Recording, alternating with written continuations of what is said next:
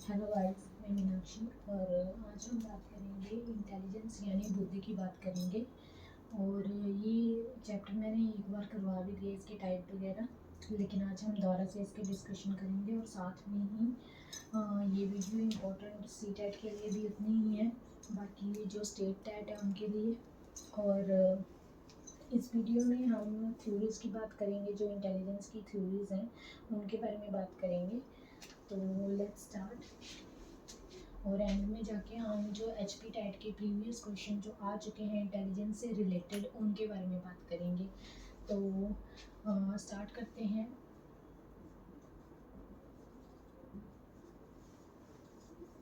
Intelligence यानी कि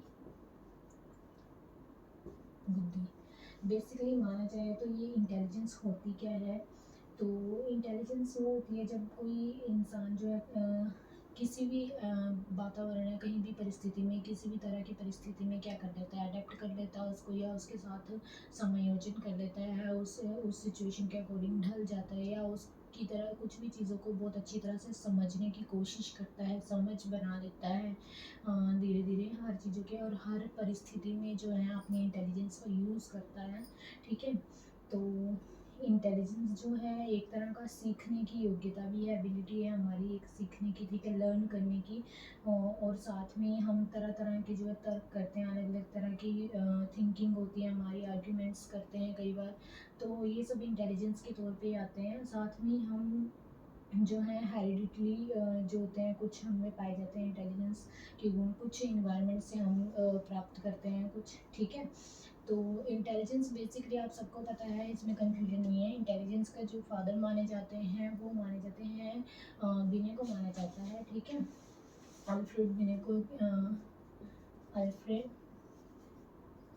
beneath को जो है इंटेलिजेंस के फादर माना जाता है। और इन्होंने जो है पहला जो टेस्ट था आईक्यू का, वो इन्होंने ही इनके द्वारा ही निकाला गया था। ठीक है, तो ये आपने याद रखना है कि इंटेलिजेंस के जो फादर माना जाता है वो माना जाता है अल्फ्रेड बिनेट को माना जाता है। और इंटेलिजेंस के फादर ही इन्हें माना जाता है। और साथ में जो आईक्यू आगे का आपको बताया जाएगा कि आईक्यू का जो बुद्धि का मापन होगा वो फॉर्मूला किसने दिया, वो सब आगे की बात करेंगे। आज हम सिर्फ थ्योरीज की बात करेंगे। और ये आपने याद रखना है कि इंटेलिजेंस का जो जनक है वो अल्फ्रेड बिनेट है। ठीक है, साथ में एक चीज़ ये भी याद रखिएगा कि जो फर्स्ट पर्सन था जिसने स्टडी किया, अध्ययन किया इंटेलिजेंस के ऊपर, तो वो थे फ्रांसिस गाल्टन। ठीक है, फ्रांसिस गाल्टन जो थे, फ्रांसिस गाल्टन ने जो पहले व्यक्ति हैं जिन्होंने इंटेलिजेंस वर्ड का यानी उसके ऊपर जो है स्टडी की थी, इंटेलिजेंस के ऊपर जो है अध्ययन किया था, ये फर्स्ट बंदे थे। ठीक है, लेकिन अल्फ्रेड बिनेट का नाम आता है जनक के रूप में। तो उसके बाद जो है, इसके बाद जो है इंटेलिजेंस की अलग अलग तरह की डेफिनेशन दी। बहुत सारे जो जितने भी साइकोलॉजिस्ट हैं उन्होंने अलग अलग तरह की डेफिनेशन दी। कुछ का कहना था हेरिडिटरी होती है, कुछ का कहना था कि पर्यावरण से रिलेटेड होती है, कुछ मानते थे कि ये अमूर्त चिंतन है। तो जानते हैं वो फर्स्ट में आपको जितनी जो इम्पोर्टेंट जो इंटेलिजेंस से रिलेटेड जितनी भी इम्पोर्टेंट होंगी जो परिभाषाएँ, डेफिनेशंस वगैरह वो बता देती हूँ। तो पहले जो डेफिनेशन है वो टर्मन की है कि ability to do abstract reasoning यानी अमूर्त चिंतन की योग्यता कहा है। किसने कहा है? अमूर्त चिंतन की योग्यता, ये किसने कहा है? टर्मन जी ने कहा है। ठीक है, ये इंटेलिजेंस के बारे में कहा है कि ये अमूर्त चिंतन की योग्यता है कि एक व्यक्ति जो है उसमें बुद्धिमान होता है तब क्योंकि वो बहुत तरीके से क्या है एक सिचुएशन के ऊपर अलग अलग तरह से जो है चिंतन करता है, कई तरह के सोल्यूशन निकाल के रख देता है। जैसे हमें कोई भी किसी भी परिस्थिति में इंसान फंस जाता है तो उसके बहुत सारे जब अलग अलग तरह के सोल्यूशन निकालता है, अमूर्त चिंतन करता है, एब्स्ट्रैक्ट थिंकिंग करता है, तब जाके जो है वो क्या है, किस तरीके से क्यों करता है, वो इंटेलिजेंस के तौर पे करता है। ठीक है, तो टर्मन का आपने याद रखना है, इसने कहा है अमूर्त चिंतन की योग्यता कहा है इंटेलिजेंस को। सेकंड हमारा आता है, सेकंड जो है वो कहा है जो बिनेट है उन्होंने कहा है ability to adjustment, ability to adjustment, ability to adjustment यानी कि योग्यता होती है किसी भी सिचुएशन में क्या है, एडजस्टमेंट कर पाते हैं, समायोजन कर पाते हैं, ठीक है, किसी भी परिस्थिति। तो बिनेट जो है उन्होंने कहा है, जो एल्फ्रेड बिनेट है उन्होंने कहा है कि एबिलिटी होती है एडजस्टमेंट की, जब इंटेलिजेंस होती है हमारे अंदर तो हम किसी भी तरह की परिस्थिति में क्या कर लेते हैं, एडजस्ट कर पाते हैं, हम समझ पाते हैं उस परिस्थिति को। तो यही क्या होती है, इंटेलिजेंस होती है, ये बिनेट का कहना है। और आपने याद रखना है टर्मन का कहना है कि हम अमूर्त तरीके से चिंतन करते हैं जब हमें ये योग्यता होती है। मतलब कहने की बात तो यही है कि इन्होंने कहा है कि हम सिचुएशन पे अलग अलग तरीके से सोच पाते हैं, अलग अलग तरह के सोल्यूशन निकाल पाते हैं। और इन्होंने कहा है बिनेट ने कि जब हमारे अंदर हम बुद्धिमान होंगे, इंटेलिजेंस हमारे अंदर होगी तो हम एडजस्ट कर पाएंगे किसी भी परिस्थिति में, ठीक है। तो ये दो परिभाषाएं आपने बिल्कुल याद रखनी है। इसके बाद जो है थर्ड वाली एक आती है जिसमें एबिलिटी टू लर्न,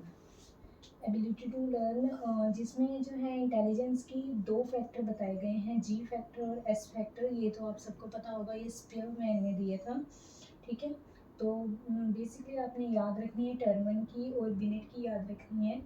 और इसके बाद हम बात करते हैं इंटेलिजेंस के जो टाइप होते हैं। आपको पता है, मैंने पहले भी एक वीडियो बनाई है तो थोड़ा सा हम इसमें डिस्कस करते हैं। इंटेलिजेंस के जो टाइप होते हैं वो 3 टाइप की होती है।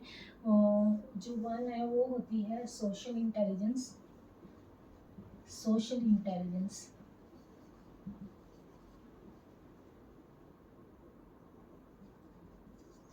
इंटेलिजेंस मीन्स सामाजिक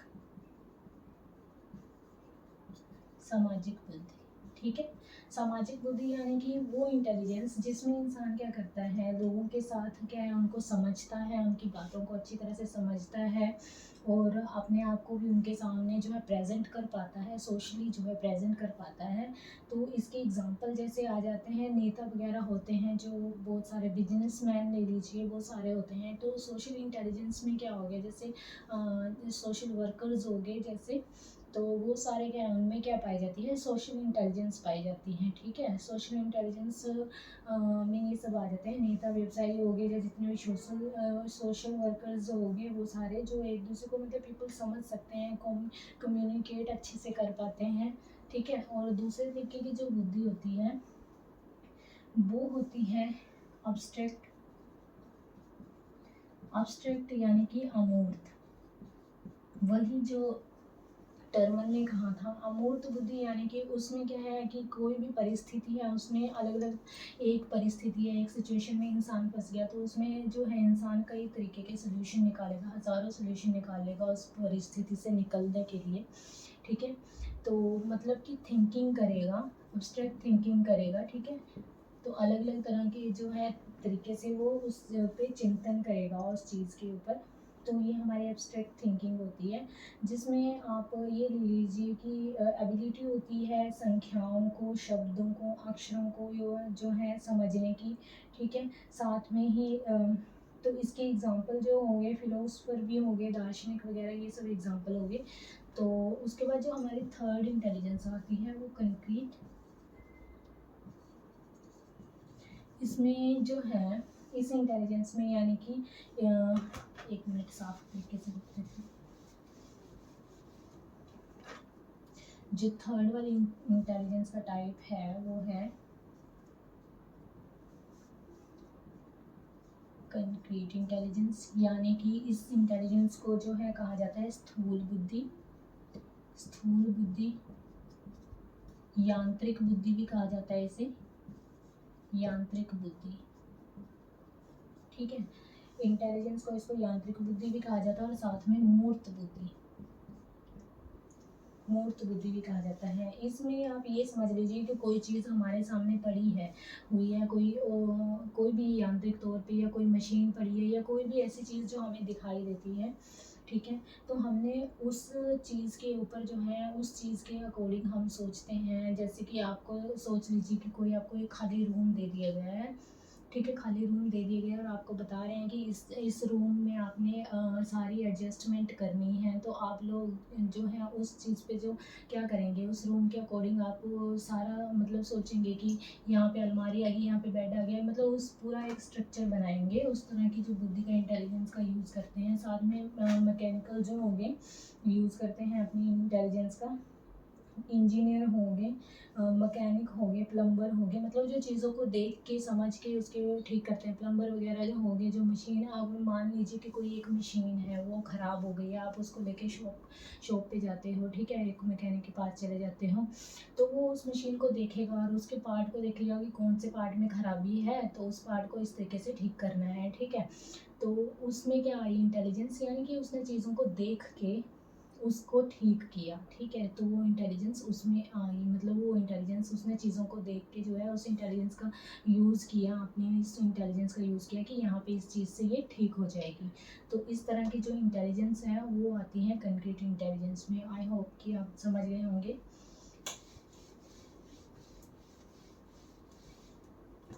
अब हम बात करेंगे इंटेलिजेंस की जितनी भी थ्योरीज हैं उनके बारे में बात करेंगे।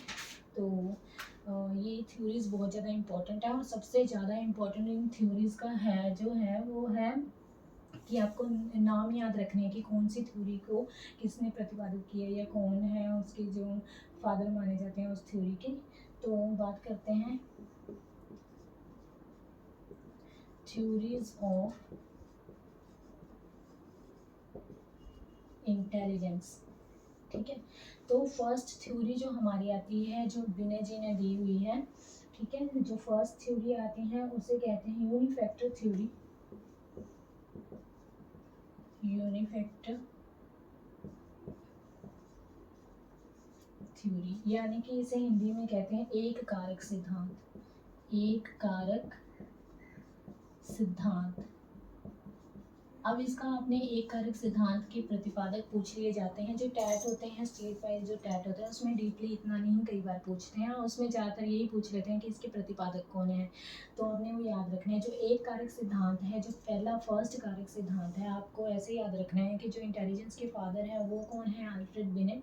तो फिर वही तभी हुआ है ना जब उन्होंने पहले दी होगी थ्योरी, है ना, वो फादर है तो उन्होंने पहले थ्योरी दी होगी, जो पहला इंसान जिसने इंटेलिजेंस के ऊपर बात की होगी, ठीक है।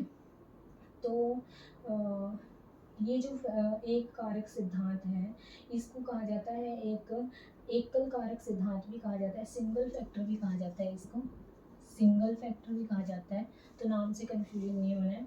उसके बाद यूनिटरी थ्योरी भी कहा जाता है इसको, यूनिटरी थ्योरी, ठीक है। यूनिफैक्टर, यूनिटरी थ्योरी, सिंगल फैक्टर। तो एक कारक सिद्धांत ये किसने दिया है, ये दिया है बिने ने, ठीक है, ये बिनेट ने दिया है, इसे बिनेट लिखते हैं। और साथ में इसके साथ बिनेट के साथ जो थे इसके प्रतिपादक जो थे वो तो बिनेट थे, लेकिन इसके साथ ही इनमें नाम आता है टर्मन, स्टर्न और जॉनसन का भी आता है। किस किस का नाम आता है, एक टर्मन का आता है और साथ में ही स्टर्न का भी आता है, ठीक है, स्टर्न का भी आता है। तो अपने याद रखने हैं ना, बिनेट का, टर्मन का और स्टर्न का। बिनेट को तो फादर माना जाता है, ठीक है, ये भी आपको याद होगा। टर्मन वो है जिसने आईक्यू के फॉर्मूला जो स्टर्न ने दिया था, ठीक है, जो आईक्यू का फॉर्मूला स्टर्न ने दिया था, बुद्धि लब्धि का फॉर्मूला स्टर्न ने दिया था, तो उसमें टर्मन ने क्या किया था, मल्टीप्लाई 100 को जोड़ा था उसमें, ठीक है। तो ये याद रखना है आपने। तो यूनिफैक्टर थ्योरी में क्या कहते हैं, ये यूनिफैक्टर थ्योरी में बिनेट का कहना है कि हम चाहे 50 तरह के काम करते हैं, हमें चाहे हम मैकेनिकली कोई काम करते हैं, चाहे हम टीचर का की जॉब करते हैं, चाहे इससे अलावा हम साइकोलॉजी के बारे में जानते हैं, इसके अलावा हम डॉक्टर वगैरह हैं या कुछ भी इंजीनियर हैं या कुछ भी है, सब में क्या है पाई जाती है, एक ही तरह की थ्योरी पाई जाती है। इनका मानना है कि सारे जितने भी लोग हैं उन सब में एक ही तरह की थ्योरी पाई जाती है, ठीक है, एक ही तरह का जो फैक्टर है वो पाया जाता है, एक ही तरह का जो कारक है वो पाया जाता है। मतलब इंसान जो है एक ही तरह से सारे चीज़ें सोचता है, कुछ अलग नहीं है, एक ही तरह का जो है इन्होंने इस थ्योरी में माना था। तो ये आपने याद रखना है। ठीक है। इनका मानना ये था कि जितनी भी इंटेलिजेंस का यूज़ करता है, जितने भी काम करता है, वो सब एक ही तौर पे होते हैं, एक ही कारक की वजह से होते हैं, ठीक है। तो इसीलिए इसको एक कारक सिद्धांत कहा गया था। तो कई लोगों ने इसका जो है नहीं माना, उनका कहना था कि कुछ ही लोग बहुत ज़्यादा इंटेलिजेंट होते हैं, किसी चीज़ में इंटेलिजेंट होते हैं, कोई अलग किसी चीज़ में इंटेलिजेंट होते हैं, तो सब में एक ही फैक्टर कैसे पाया जा सकता है। तो ये थ्योरी के बाद जो है सेकंड वाली थ्योरी आती है। इसके बाद जो सेकंड थ्योरी आती है, सेकंड थ्योरी जो है वो आती है द्विकारक सिद्धांत। द्विकारक सिद्धांत जिसे कहा जाता है द्विकारक सिद्धांत। इसी से पता चल गया होगा कि दो कारक का सिद्धांत। तो ये किसने दिया था? स्पियरमैन ने, ठीक है, स्पियरमैन ने दिया था ये सिद्धांत, ठीक है। तो स्पियरमैन ने ये सिद्धांत दिया था, जिसे द्विकारक या द्विखंड भी कहा जाता है, इसको द्विखंड, द्विकारक भी कहा जाता है, द्विखंड भी, जिसे कहा जाता है इंग्लिश में two factor theory. Two factor theory, two factor theory जो दी है वो स्पियरमैन ने दी है। और स्पियरमैन ने कहा है कि नहीं, इंसान में एक ही फैक्टर की थ्योरी नहीं होती है, एक ही तरह से नहीं सोचता है इंसान। इंसान दो तरह से सोचता है, दो फैक्टर होते हैं इसमें, एक तो जी फैक्टर होता है और एक होता है एस फैक्टर होता है। यानी कि एक सामान्य जनरल सा फैक्टर होता है और एक स्पेसिफिक फैक्टर होता है, यानी कि एक विशिष्ट फैक्टर होता है। जनरल तो वो हो गया कि जो हमें वो मानता है कि एक कारक जो हमें मिला हुआ है, जन्मजाति हमें मिलता हुआ है, ठीक है, हेरिडिटी से मिलता है, जन्मजाति हमें मिलता है। और विशिष्ट कारक वो है जो इसी से रिलेटेड, यानी जनरल इंटेलिजेंस का यूज़ करके जो है अलग अलग विशिष्ट चीज़ें सीखता है, स्पेसिफिक चीज़ें सीखता है। इस दुनिया में आके जो है वातावरण के साथ समायोजन करके बहुत से अलग अलग चीज़ें सीखता है जो उसने पहले से नहीं सीखी होती हैं। तो ये एस फैक्टर में वो काउंट करता है। और जनरल फैक्टर वो मानता है कि ये सब में ही पाया जाता है, जनरली ये सब में पाया जाता है। सामान्य फैक्टर होता है, जन्मजात होता है। और एस फैक्टर जो कि हम बाद में इसको अर्जित करते हैं, ठीक है, एडॉप्ट करते हैं। तो ये इसने दिए थे दो कारक सिद्धांत। बाद में इस दो कारक सिद्धांत को भी नहीं माना गया था। तो उसके बाद दो कारक सिद्धांत का आपने बस ये याद रखना है कि स्पियरमैन ने दी थी ये और दो कारक सिद्धांत। और इसमें ये भी पूछ लिया जाता है कि कौन कौन से फैक्टर दिए थे द्विकारक सिद्धांत में स्पियरमैन ने। तो जी फैक्टर दिया था और एस फैक्टर यानी कि सामान्य बुद्धि और विशिष्ट कारक दिया था, विशिष्ट बुद्धि, ठीक है। तो ये हो गया द्विकारक सिद्धांत, स्पियरमैन के द्वारा दिया गया था जो ये टू फैक्टर थ्योरी। इसके बाद आती है बात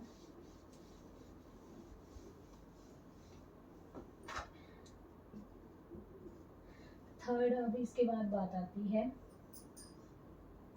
इसके बाद बात आती है बहुकारक सिद्धांत, या आप पहले थ्री फैक्टर थ्योरी ले लीजिए। थ्री फैक्टर थ्योरी जो है स्पेयरमैन की मानी जाती है, क्योंकि इन्होंने क्या है ना, जो स्पेयरमैन की थ्योरी थी, जो उसने जी फैक्टर और एस फैक्टर दिया था, बाद में उन्होंने एक और फैक्टर दिया था जिसे जी फैक्टर ही कहा गया था, सामूहिक कारक दिया गया था। इसने कहा था एक सामान्य होता है, एक अर्जित करता है, और एक जो है अलग तरह की बुद्धि जो उसमें आती है, तो वो भी दिया गया था।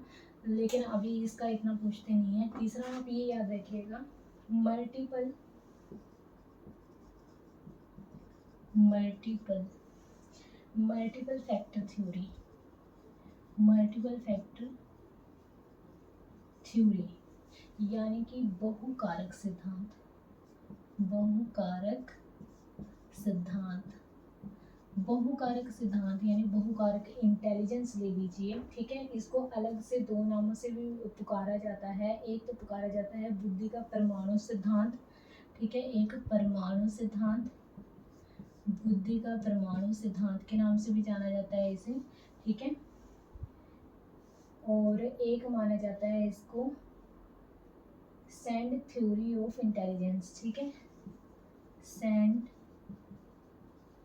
Theory of intelligence. अभी इसी से आपको पता चल रहा होगा कि पहले हमने पढ़ा एक कारक सिद्धांत, फिर दो कारक पढ़े हमने जो स्पेयरमैन ने दिए। अब यहाँ आ गया मल्टीपल। अभी इनका जो मानना है, इसके जो प्रतिपादक माने जाते हैं, ठीक है, प्रोपाउंडर जो इनके माने जाते हैं वो माने जाते हैं E.L. थॉर्नडाइक, ठीक है,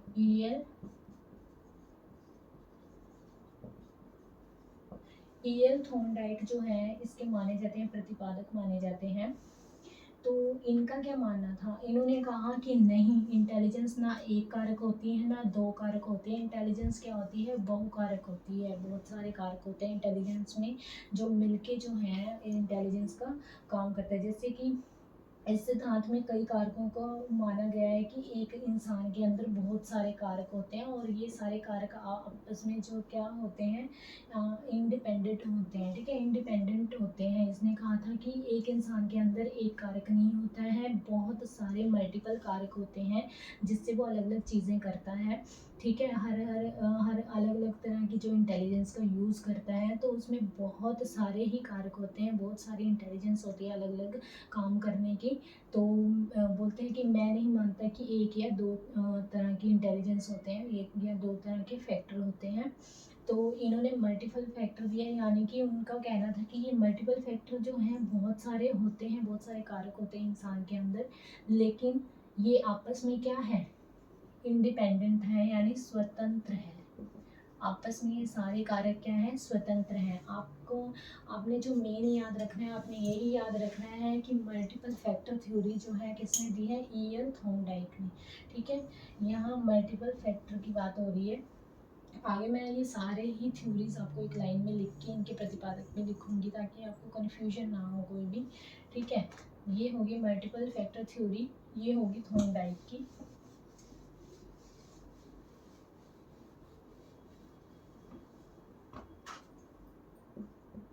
इसके बाद हम फोर्थ वाली बात करते हैं, प्रतिदर्श सिद्धांत।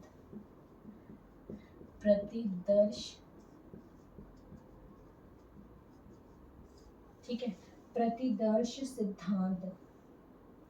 तो प्रतिदर्श सिद्धांत यानी कि sampling theory of intelligence, sampling theory of intelligence. Sampling theory of intelligence के जो प्रोपाउंडर हैं वो हैं सैम्पलिंग के थॉमसन है, ठीक है। इसके जो प्रतिपादक हैं वो कौन है, थॉमसन। थॉमसन है, ये याद रखना है आपने। इसके इंटेलिजेंस के जो प्रतिपादक हैं वो हैं, ठीक है। तो ये थॉमसन ने दिया था, इसके बारे में याद रखिएगा। ये इन्होंने एक्चुअली किसके विरोध में दिया था, ये इन्होंने स्पेयरमैन के विरोध में दिया था। स्पेयरमैन के विरोध में दिया था कि स्पेयरमैन ने कहा था टू फैक्टर थ्योरी होती है, तो इन्होंने उसके विरोध में कहा था कि नहीं, अलग अलग तरह की थ्योरीज, जो अलग अलग तरह के सिद्धांत, अलग अलग कारक जो हैं इंसान में पाए जाते हैं। किसी एक परीक्षा में जो बच्चा है जो फर्स्ट टाइम जाता है, तो उसमें जैसा अपनी मतलब करता है, जिस तरह से वो उस परिस्थिति का सामना करता है, हो सकता है कि उसी परीक्षा में जब दूसरी बार जाए तो अलग तरह के इंटेलिजेंस का यूज़ करे। मतलब इन्होंने ज़्यादातर ये प्रतिदर्श सिद्धांत जो सैम्पलिंग थ्योरी दी थी वो स्पेयरमैन के विरोध में दी थी, कि वो बोलते थे कि मैं नहीं मानता कि टू फैक्टर थ्योरी होती है। अलग अलग तरह की बहुत सारे जो होते हैं कारक जो हैं मनुष्य में पाए जाते हैं, ठीक है। पांचवा हम बात करते हैं, समूह तत्व, ठीक है। समूह तत्व फैक्टर यानी कि ग्रुप फैक्टर इंटेलिजेंस।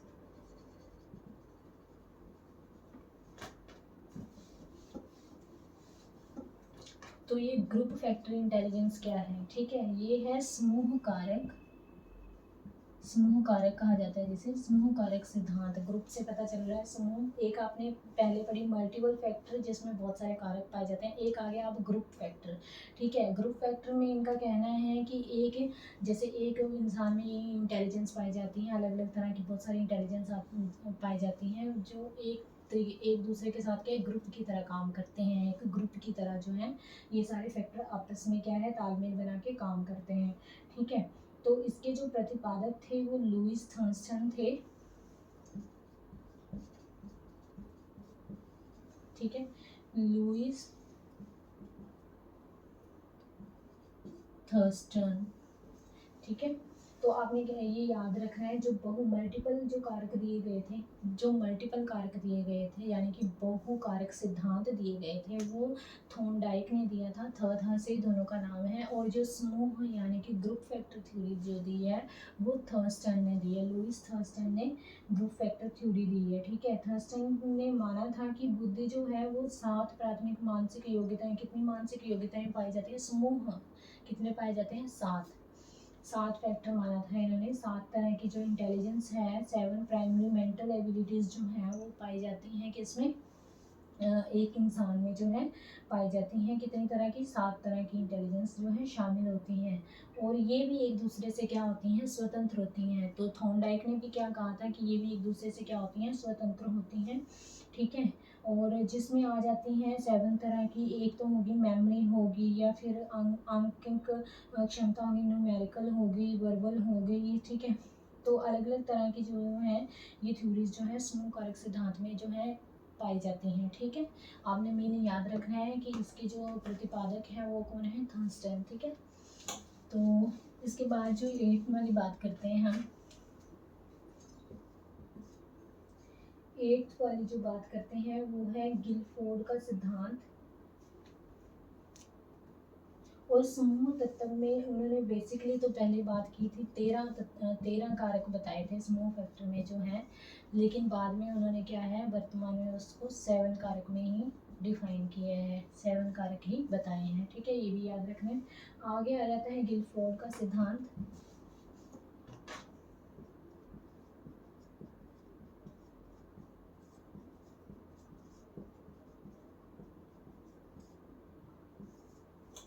गिलफोर्ड का सिद्धांत, तो जेपी गिलफोर्ड और उनके कुछ सहयोगी थे, उन्होंने जो है अलग अलग तरह के बुद्धि परीक्षण किए थे। ठीक है, अलग अलग तरह की तकनीकों का प्रयोग करके जो है मानव बुद्धि के अलग अलग कारकों को जो है तलाशने की कोशिश की थी। ठीक है, विकसित किए थे।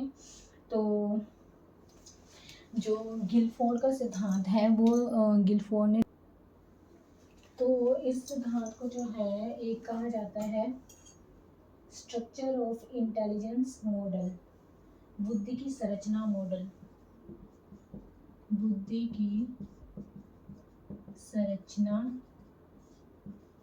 मॉडल। ठीक है, बुद्धि की संरचना model, structure of intellect model. तो ये सिद्धांत दिया था, गिलफोर्ड ने दिया था। और गिलफोर्ड ने जो बौद्धिक क्षमताएं होती हैं उनको 3 में डिवाइड किया था, उन्होंने 3 तरह की डिवाइड किया था। एक तो किया था ऑपरेशन, जो ऑपरेशनल होती है,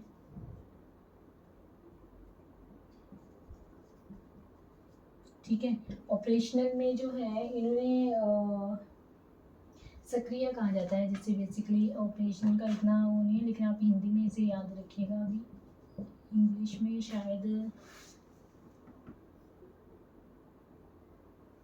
हाँ यही कहा जाता है, आई थिंक ऑपरेशन ही है। हाँ, फर्स्ट ये था।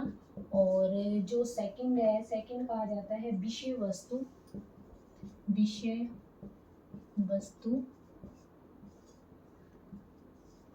थर्ड है उत्पादन या परिणाम, परिणाम याद रखिएगा। इतना कुछ आपको ये याद रखने की जरूरत नहीं है, आपने बस ये याद रखना है कि बुद्धि की संरचना मॉडल, जो स्ट्रक्चर ऑफ इंटेलेक्ट मॉडल है वो किसने दिया है, गिलफोर्ड ने दिया है। ठीक है, गिलफोर्ड ने दिया है। तो इन्होंने अलग अलग तरह के बताए थे ये कारक, एक ऑपरेशन, एक विषय वस्तु हो गया, ये सक्रिया हो गया, और परिणाम हो गया। ठीक, जो सबसे फेमस थ्योरी है जो बहुत बार एग्जाम में आती हैं और उसमें से क्वेश्चन बहुत ज़्यादा आते हैं, वो थ्योरी है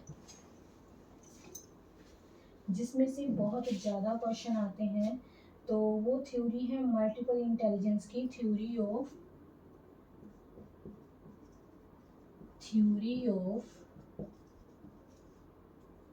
मल्टीपल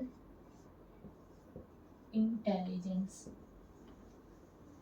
और ये थ्योरी जो है बहुबुद्धि सिद्धांत, बहुबुद्धि सिद्धांत। अब आप सोचेंगे कि ये मल्टीपल तो हमने पहले ही पढ़ी है, नहीं, आपने जो पढ़ी है पहले वो है मल्टीपल फैक्टर। ठीक है, बिल्कुल डिफरेंस आपने याद रखना है। आपने जो पीछे पढ़ी थी वो थी मल्टीपल फैक्टर थ्योरी, ठीक है, मल्टीपल फैक्टर थ्योरी, और ये है मल्टीपल इंटेलिजेंस थ्योरी। तो बिल्कुल इसमें डिफरेंस याद रखना है। जो मल्टीपल फैक्टर थ्योरी है उसमें अलग अलग तरह के फैक्टर पाए जाते हैं, बिल्कुल सही है। मल्टीपल इंटेलिजेंस यानी ये इंटेलिजेंस यानी इसमें मानता है कि इसमें तो ये माना जाता है कि मल्टीपल फैक्टर पाए जाते हैं एक इंटेलिजेंस में, अलग अलग तरह के तरीके से वो सोचता है। लेकिन इसमें क्या है, इसमें माना जाता है कि मल्टीपल इंटेलिजेंस है, यानी कि किसी में इंटेलिजेंस है, किसी में इंटेलिजेंस हो गया लॉजिकल होगी, किसी में होगी म्यूजिकल इंटेलिजेंस होगी, किसी में हो अलग अलग तरह की जो है नेचर से रिलेटेड होगी। तो अलग अलग तरह की जो इंटेलिजेंस पाई जाती हैं। तो जो मल्टीपल फैक्टर थ्योरी है वो थॉर्नडाइक ने दी है, और जो थ्योरी मल्टीपल इंटेलिजेंस की थ्योरी है जो बहुत बार एग्जाम में अलग से इसके बारे में क्वेश्चन आते हैं, वो दिया हार्वर्ड गार्डनर ने। किसने दी है? हार्वर्ड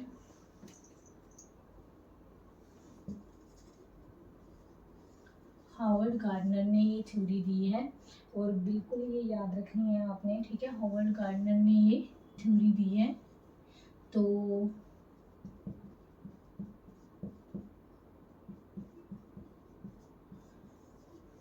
ये थ्योरी जो है इसमें उन्होंने हार्वर्ड गार्डनर के थ्योरी में 8 तरह की जो मानी जाती है इंटेलिजेंस, कितने तरह की मानी जाती है? 8 तरह की इंटेलिजेंस जो है मानी जाती हैं। 8 तरह की इंटेलिजेंस कौन कौन सी हैं वो भी पूछी जाती हैं कई बार। तो ये आपको डिफरेंट पता चल गया। मल्टीपल फैक्टर थ्योरी अलग है और मल्टीपल इंटेलिजेंस थ्योरी जो है वो अलग है। तो ये बिल्कुल याद रखना है कि मल्टीपल फैक्टर थ्योरी तो थॉर्नडाइक ने दी है, लेकिन मल्टीपल इंटेलिजेंस थ्योरी है वो हार्वर्ड गार्डनर की है। तो अब बात करते हैं हार्वर्ड गार्डनर की मल्टीपल इंटेलिजेंस थ्योरी की।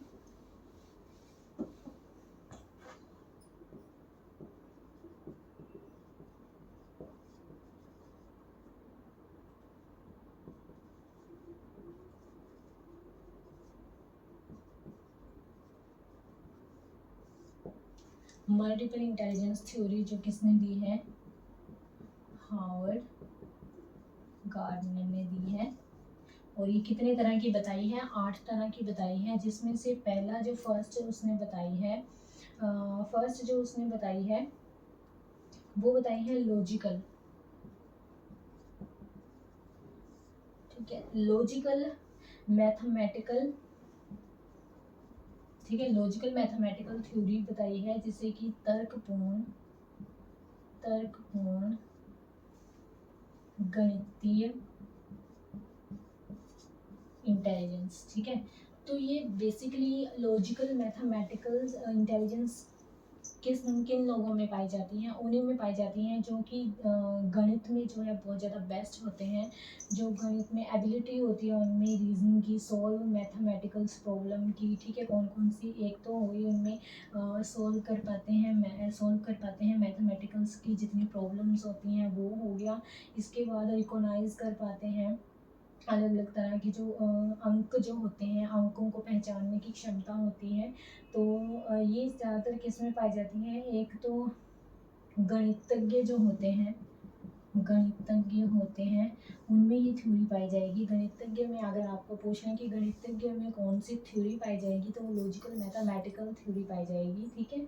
और इसके साथ जो साइंटिस्ट होते हैं, वैज्ञानिक होते हैं, उनमें भी ये थ्योरी पाई जाएगी, ठीक है। तर्कपूर्ण गणितज्ञ थ्योरी जो है साइंटिस्ट में भी पाई जाएगी।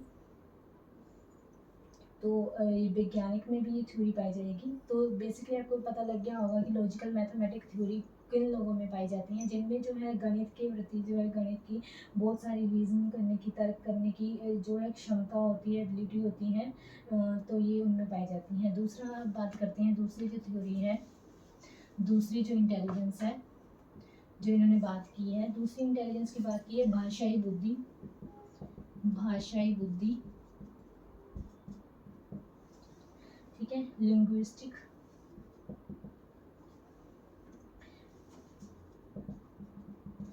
Linguistic intelligence.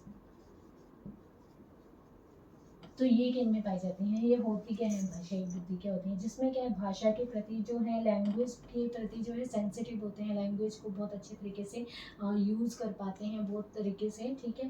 तो ये कौन कौन मतलब लैंग्वेज का कौन सी भाषा का यूज़ कहाँ पे करना है, किस तरह के वर्ड का यूज़ करना है, जिनमें ये इंटेलिजेंस बहुत ज़्यादा पाई जाती हैं कि हाँ इस लैंग्वेज में जो भाषा के प्रति बहुत ही ज़्यादा संवेदनशील होते हैं, लाइक एज होंगे पोइट होंगे, ये अच्छे तरीके से अपनी पोइट्री में बहुत अलग अलग तरीके से जो है लैंग्वेज का यूज़ करते हैं बहुत अच्छे तरीके से, ठीक है, शब्दों के साथ खेलते हैं। तो ये हो गए जर्नलिस्ट हो गए, हमारे जितने भी पत्रकार हो गए, ठीक है, पत्रकार हो गए इसके अंदर। तो ये सब भी क्या है, ये भी बहुत अच्छे तरीके से हैं, जो है जर्नलिस्ट भी बहुत तरीके से जो है शब्दों के साथ खेलते हैं, ठीक है। तो ये भाषाई बुद्धि हो गई। उसके बाद जो तीसरी आती है वो म्यूजिकल इंटेलिजेंस। म्यूजिकल इंटेलिजेंस, तो म्यूजिकल इंटेलिजेंस से भी आपको पता चल गया होगा संगीतज्ञ की इंटेलिजेंस, यानी कि जिनको संगीत का बहुत ज़्यादा शौक हो, लाइक एज कोई भी सिंगर ले लीजिए, ठीक है, सोनू निगम हो गया, तो जिनमें म्यूज़िकल इंटेलिजेंस पाई जाती हैं, उनमें क्या पाई जाती है, म्यूज़िकल इंटेलिजेंस पाई जाती हैं, जो म्यूज़िक के प्रति बहुत ज़्यादा सेंसिटिव होते हैं, बहुत अच्छे से म्यूज़िक को अपने मतलब बहुत तरीके से सिंगर्स जो हैं बहुत अच्छे तरीके से म्यूज़िक का यूज़ करते हैं, उनमें जो सिंगिंग करते हैं उनमें ये बहुत बढ़िया टैलेंट होता है, ठीक है। तो जो इनका मानना है, जो हार्वर्ड गार्डनर है, इनका मानना है कि म्यूज़िक से रिलेटेड लोग होते हैं, जो म्यूज़िक को समझ पाते हैं, उनमें क्या पाई जाती है, म्यूजिकल इंटेलिजेंस पाई जाती है।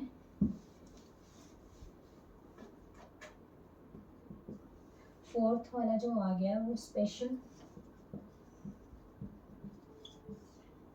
इंटेलिजेंस होगी, यानी कि देशिक मान लीजिए, या स्थानीय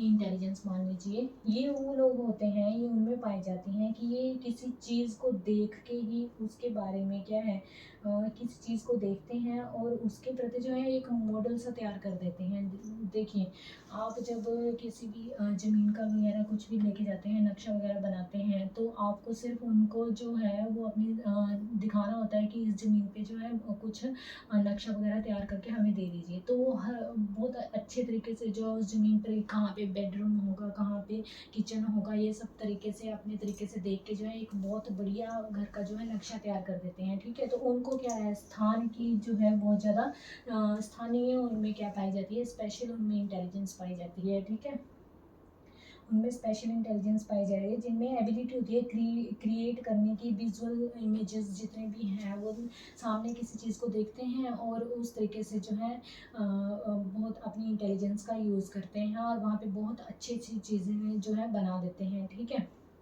ये हो गया। इसमें कौन कौन से आ जाते हैं, एक आ जाता है इसमें शिल्पकार हो गया, शिल्पकार ले लीजिए, ठीक है, शिल्पकार हो गया, ठीक है, जो क्राफ्ट्समैन होते हैं। उसके बाद जो हो गए नेविगेटर हो गए, नौचालक हो गए, पायलट वगैरह भी इसमें आएंगे, पायलट वगैरह भी आ जाएंगे इसमें, ठीक है, ये सब हो गए। अब हमारी जो पांचवी जो हम बात करते हैं वो करते हैं प्राकृतिक, जो नेचर से रिलेटेड है, नेचुरलिस्टिक जो इंटेलिजेंस होती है, प्राकृतिक बुद्धि। प्राकृतिक बुद्धि में पता कौन कौन से आएंगे लोग, प्राकृतिक बुद्धि में वो आएंगे जो प्रकृति से बहुत ज़्यादा जो है जुड़े हुए होते हैं, लाइक एज फार्मर वगैरह मान लीजिए, ठीक है, माली हो गए, फार्मर हो गए, ये सारे क्या हैं, प्रकृति से ही जुड़े हुए हैं, उनके बहुत अच्छे तरीके से देखभाल करते हैं, प्रकृति से इनको बहुत ज़्यादा प्यार होता है, ठीक है। तो इसके बाद जो 6 वाली आती है वो आती है शारीरिक गतिक बुद्धि, शारीरिक गतिक बुद्धि, ठीक है, शारीरिक गतिक बुद्धि, बॉडली,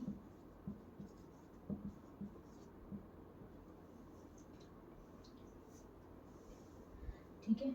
तो इसमें इसके अंदर कौन कौन से आगे, जैसे कि अपने जो ना शरीर की का यूज़ करते हैं, ऐसे इंटेलिजेंस लोग जो अपने पूरे बॉडी का यूज़ करते हैं, तो इसमें आ जाते हैं एक रनर हो गए, डांसर हो गए, ठीक है, जो अपनी शारीरिक पूरी गति का यूज़ करते हैं। इसके बाद जो है इसके साथ ही और इसके अंदर ही जैसे क्रिकेटर वगैरह हो गए, जो कोई भी खिलाड़ी जो अपने यूज़ करते हैं अपनी शारीरिक बॉडी का जो है पूरी बॉडी का इनका यूज़ होता है, ठीक है।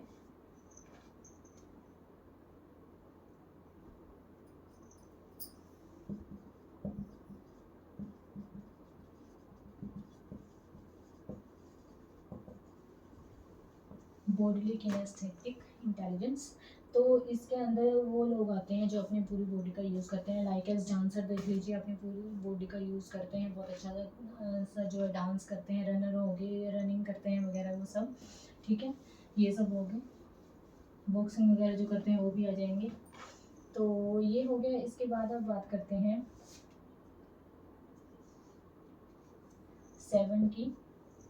7 एक है interpersonal intelligence. Interpersonal intelligence, interpersonal intelligence के अंदर कौन कौन से आते हैं, इसको कहते हैं हिंदी में अंतर व्यक्तिगत बुद्धि। अंतर व्यक्तिगत बुद्धि यानी कि ऐसे लोग, ये बुद्धि उसमें पाई जाती है जो दूसरों के भावों को समझते हैं, ठीक है। दूसरों के जो फीलिंग्स होते हैं उनको समझ पाते हैं, बहुत जल्दी से उनको रिकोनाइज कर लेते हैं। जैसे हमारे जितने भी साइकोलॉजिस्ट होते हैं ना, जो साइकोलॉजिस्ट होते हैं हमारी जितने भी जो मनोवैज्ञानिक होते हैं, हमारी मनोस्थिति जान लेते हैं कि हमारे मन के अंदर क्या चला हुआ है।